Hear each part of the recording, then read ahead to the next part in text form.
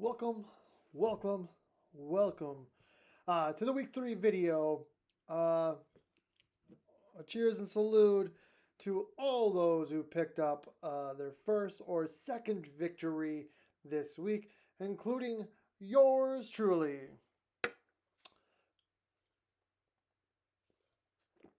Now, this week week 2 featured an incredible moment in time where we literally had 5 possibilities of a Monday night rundown. Just to reiterate, what is a Monday night rundown? Monday night rundown is where you were ahead going into the Monday night game, and then another team catches up to you and passes you. More specifically, it's got to be to the point where the other person's favored, whether they have players going, not going, projected out score. Either way, Monday night rundowns are the most painful things in fantasy football because you feel good going to the last game only to watch your dreams dashed and darted. And like I said, we had 5 possibilities going into this game. And who'd have thought on a Packer-Lions Monday night game, oh, it's right, this is a Packers league when you have the likes of Kyle, Travis, and Eric. So, yeah, it was meant to be. Now, let me bring up some other things because we had only one rundown. They were up by 1, projected to win by 9, ended up losing by just enough. Doesn't matter if it's a little or a lot, right? I don't have the number. But let me bring you some other stats. It's been 70 years since our running back has caught 3 touchdowns. It has been 50 years since a Green Bay running back scored 4 touchdowns. And it's been 20 years since someone caught 4 touchdowns on Monday Night Football. So, of course, in the year where Homer Eric picks Aaron Rodgers, and Aaron Rodgers lays an absolute egg in Jacksonville against the Saints to score 3 points to lose the game for Eric, he would have the most epic rebound game. Too bad that 3 passing out of 4 touchdowns went to Aaron Jones and a rushing touchdown to Aaron Jones, which Sam had. So there you go. Look at that. The Monday Night Rundown. Aaron Rodgers finally has the best game, but it all goes to Aaron Jones, and Sam gets the epic first Monday Night Rundown. Woo! Cheers. So, before we enter, let's look at the rest of the week 1. Here's our week 2 review. The 7th seed, 1 to go, is now 1-1 with a 137.92 defeat of number 4, DJ Shark who's now 1-1 with a 134.06. It was almost the Monday Night Rundown because they tried to give garbage out points to DeAndre Swift, but he held steady. JB now leads this series 7-4. The 5 seed, You Got Jammed, is 1-1 with a 185.42 defeat of 11. Rodgers is right, who's now 0-2, 179.1. Eric leads the series 7-4. It was mentioned that during the week, Eric said that since they were the both lowest scores earlier in the week 1, then week 2 they'd be the highest scoring, and sure enough, here it is. Eric finally scores 175 and can't win. Number 3, Piping Shrieks, 2-0, 155.9, defeated number 6, Burden with Glorious Purpose, 1-1, 150.92. This series is tied 4-4, and I still stand by that it's perfect that Katie keeps losing with this long name that I have to type out every time. The 2 seed, What Doesn't Hurt, wins a dominant matchup, now 2-0, 143.56 to 137.74 over the 10 seed, Glorious Domination, who's 0-2.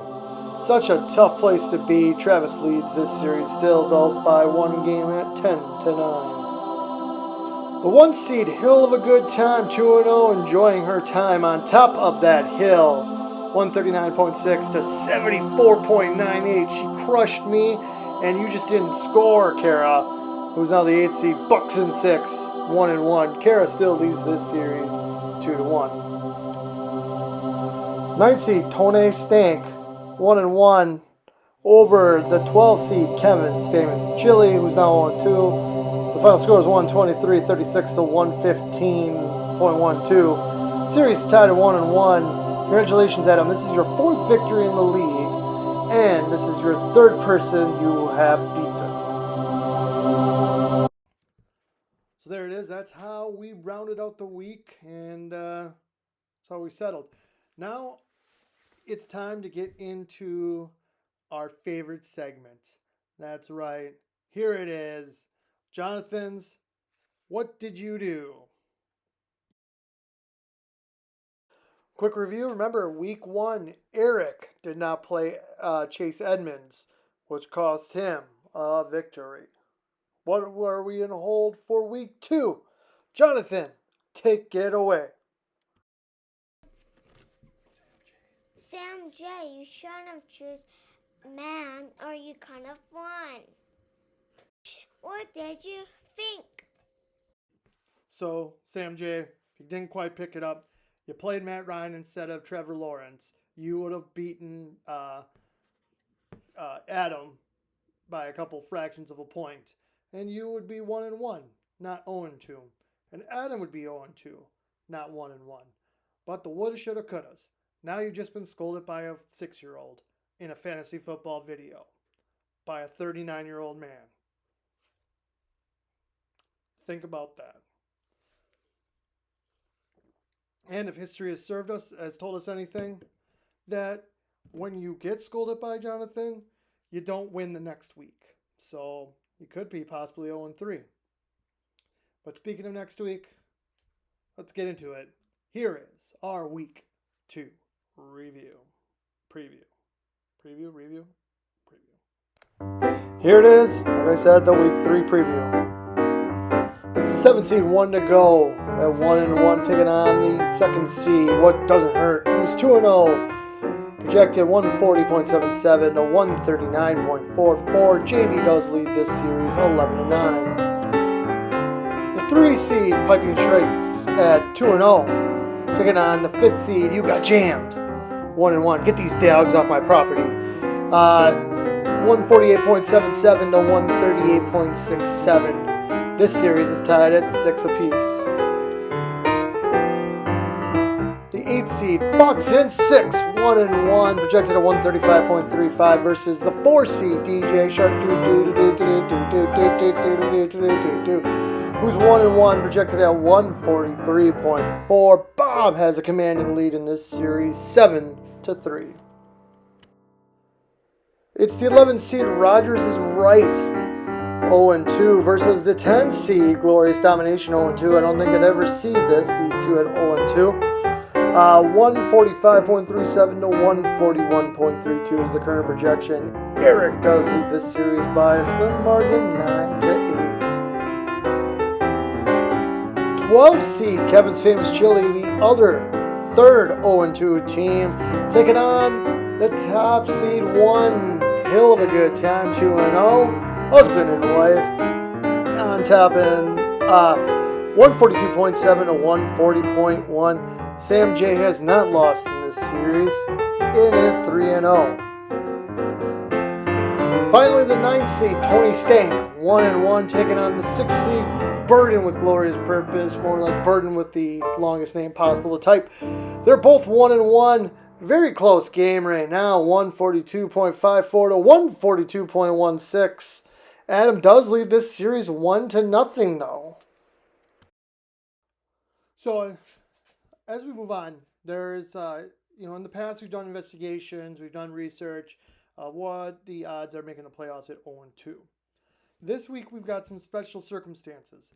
We have 2 powerhouses, no offense Sam J, but we have 2 powerhouses that are going head to head that are 0-2. That's Travis and Eric. So I've gone back and decided to say, hey, what are the odds of making the playoffs at 0-2 at 0-3? So where we go? Let's break it down. Show you the years they did and didn't. There are 2 that did. So here we are. Here are the teams that. Here's what it looks like when you're 0-3. So going all the way back, if we look at the 0-3 starts, 2009, Chris started 0-3, did not make the playoffs. 2010, we had Eric, 0-4, did not make the playoffs.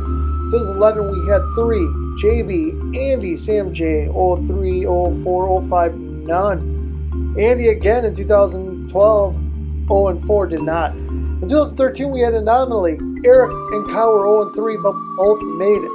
2014, Kara was 0-3, Andy was 0-5, did not. Again, Andy found himself back in 2015, 0-6, no. Sam J, 0-3. Bob in 2016, no. Kara, look at that, 17-18, no. Dana found herself 0-5 in 2019 is a no. 2020, Meredith, Sam B, 0-4, 0-3, no. What's going to hold for Eric, Travis, and Sam J in 2021? So here it is, 18 times in our history a team has started 0-3 or worse. 16 have missed the playoffs for 88%. Only 2 have made it, so it's 11% chance to make the playoffs. None since 2013, currently on an 0-10 streak. So I get it. You know, you see it and you say, oh, twice we made it. Yeah, of course I can get it. I've got a chance. Yeah, sure, believe it as much as you want to, but for Eric, Travis, and Sam J, you got to find that win. And one of you three could, 2 of you three could get it, but one of you is probably facing a chance of not making the playoffs in 2021. I know you're thinking, Eric, Travis, even Sam J. Yes, I have a technical 11% chance of making the playoffs if I go 0-3. So there's no need to panic. But history has shown us, though, that, you know, these numbers pretty stay true, and I'm pretty confident that it might not happen this year. So it's very critical that you get the wins. And Sam, you're playing against Meredith. So it's kind of like lose-lose, right? You beat her, you're in the doghouse sleeping on the couch. You lose, she looks at you going 0-3, and she's like, go sleep on the couch, you. So I get it. So very big games, very important matchups coming up your way. So yeah, there you go. Well, all I can say is that, Eric, congratulations. You're probably going to have a big game. I'm in 7 leagues, which is a lot. It's ridiculous. I do not recommend. I don't enjoy it. I do rank them. So the bottom ones I'm really not participating in, but I can never say no to get out of it just because it's, stupid stuff. But I'm playing Aaron Rodgers in 3 leagues, which means I'm going to get killed by Aaron Rodgers. So there you go. Sorry, Travis. Sorry I had to play them in 3 different leagues, but yeah, so without further ado, hope you enjoyed this week's video. I hope you have a great time, and I hope the damn Brewers can win some games and close out the division at home, because I just can't stand losing a 4-game home streak to the freaking Cardinals. Anyways, this is a fantasy football video, not me ranting about the Brewers. That's for another day. Till then, I'll see you on the Fantasy Gridiron.